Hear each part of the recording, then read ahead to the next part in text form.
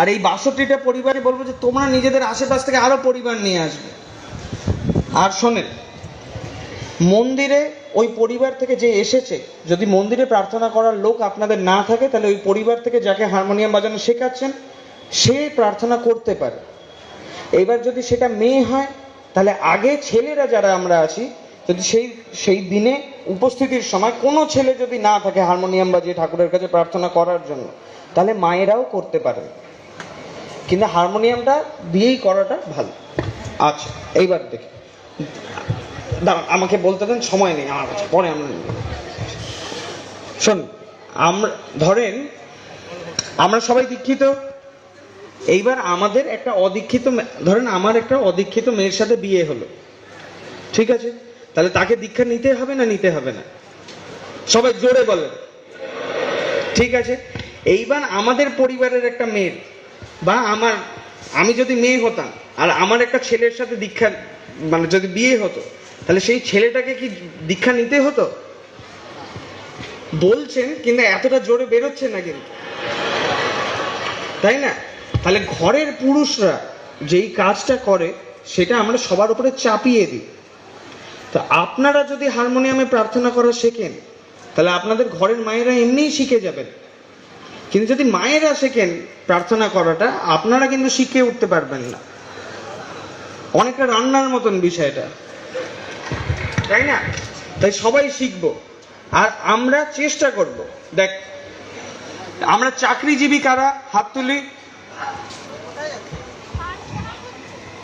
ভোরবেলা কেউ কি 7টার আগে চাকরির জন্য বাড়ির থেকে বেরোন? 2 জন, 3 জন, 4 জন, 5 জন, একদম ঠিক আছে। ভোরবেলা প্রার্থনা গরমকালে দেওঘরে 4:55, 1 ঘন্টা প্রার্থনা 5:55। আমি 6টার থেকে 1 ঘন্টা আশ্রমের বাইরে ইষ্ট কাজ করতে পারি।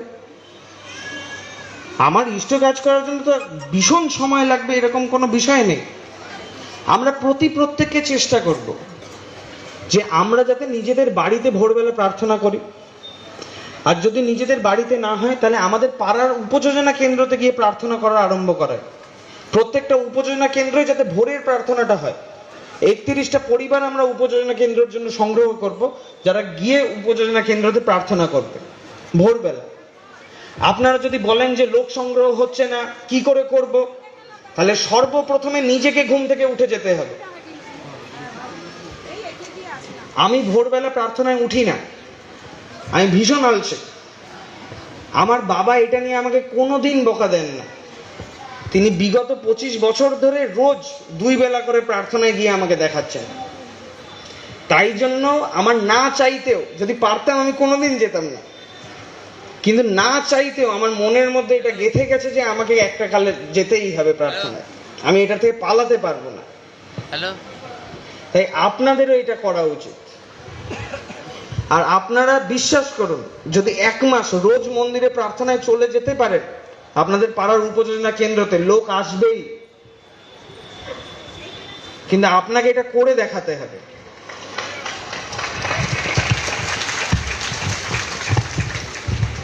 মন্দিরটা, ঠাকুরের মন্দিরগুলো শুধু ঠাকুর বাড়ি নয়, সৎসঙ্গ বিহার নয়, সৎসঙ্গ কেন্দ্র নয়, অধিবেশন কেন্দ্র নয়, উপযোজনা কেন্দ্র নয়, আমরা প্রত্যেকটা সৎসঙ্গেই কিন্তু একটা মন্দির। আর ঠাকুরের মন্দিরে প্রার্থনা হওয়াই উচিত। আমরা নিজেদের বাড়িতে এটা শুরু করব। প্রত্যেকটা পাড়ায়, প্রত্যেকটা গুরু ভাই যারা আমরা পারি, তারা এটা চালু করার চেষ্টা করব যে আমার বাড়িতে প্রার্থনা হোক। সকালবেলা বসে একটু চা খাবো, দরকার হলে পাড়ায় বিভিন্ন বাড়িতে গিয়ে আপনারা প্রার্থনা করবেন, তাহলে সকালের ব্রেকফাস্টের খরচাটাও বাঁচবে, ঠিক আছে? কিন্তু এইটা আমরা আরম্ভ করব, এটা আমাদেরকে করে দেখাতেই হবে। আর চেষ্টা করব, আপনি দাদা আসছি, আপনারটা বলবো আমি।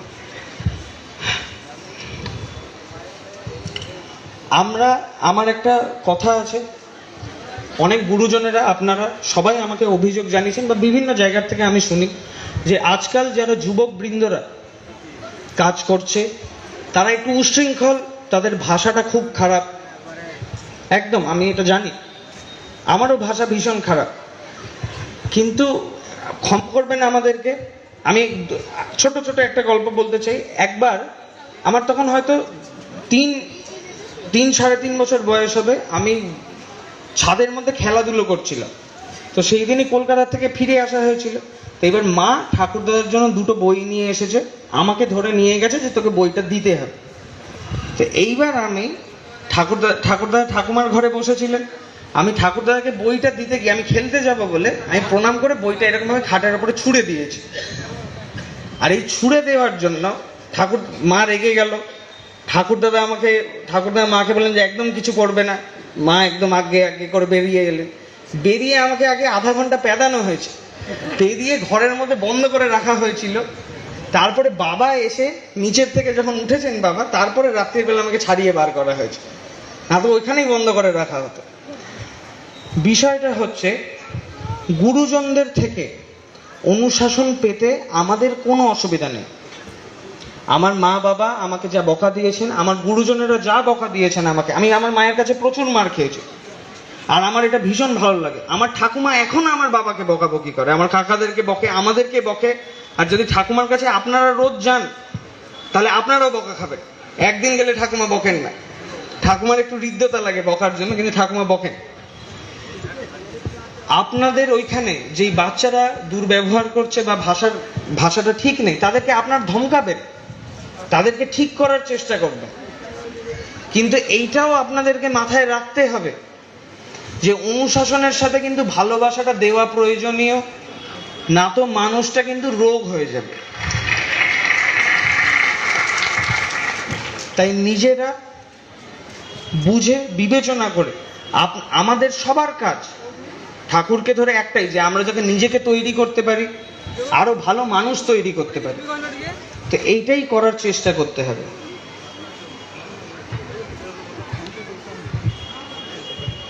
আর একটা কথা ছোট্ট,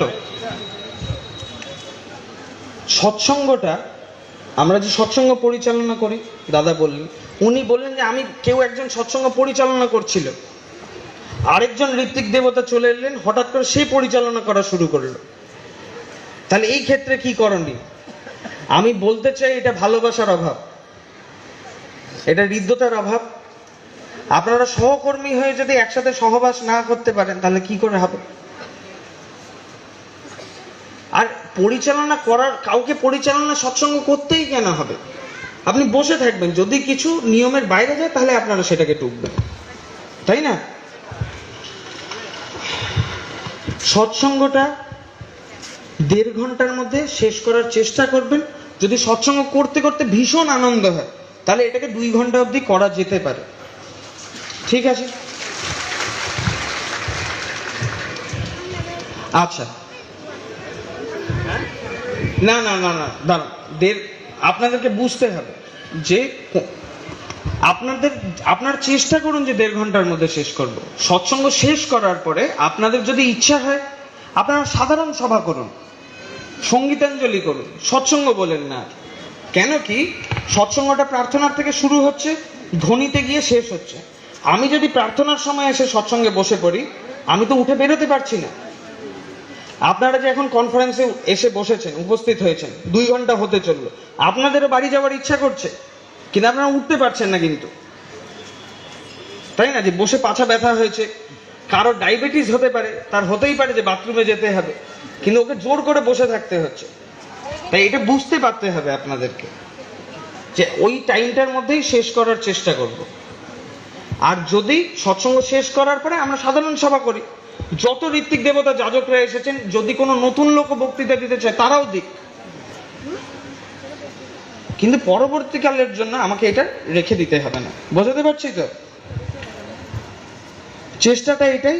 আর যদি খুব সৎসঙ্গ করতে করতে আনন্দ হয় তাহলে 2 ঘন্টা ম্যাক্সিমাম। 1 তারিখে 3 তারিখে সৎসঙ্গ হয় সেপ্টেম্বর মাসে, সব থেকে ভালো সৎসঙ্গ, ওইখানেও কিন্তু আমরা 1.5 ঘন্টার মধ্যে শেষ করে দিই, তাই না? তো আপনারা এইভাবেই করার চেষ্টা করবেন। দেওঘরে যা হয় সেটাকে অনুসরণ করতে হবে। আচার্যদেব যেইভাবে নিজের জীবনটা পরিচালনা করছেন, সেইভাবে আপনাদের প্রত্যেককে আমাদের জীবনটাকে পরিচালনা করতে হবে। খালি দেওঘরে এলে প্রার্থনায় যাব এরকম না, আমি রোজ প্রার্থনায় যাব, হতে পারে আমার শরীর খারাপ, কিন্তু আপনারা চেষ্টা করবেন যে পারতপক্ষে যাতে রোজ যাই।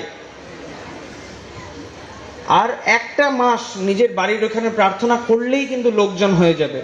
যারা এই জিনিসটা নিজেদের মন্দির, স্থানীয় মন্দিরে আরম্ভ করেছে, তাদেরকে জিজ্ঞাসা করে দেখতে পারে। আচ্ছা, আমি এটা বলেই কথাটা শেষ করি, সময় হয়ে এসেছে। জয় গুরু।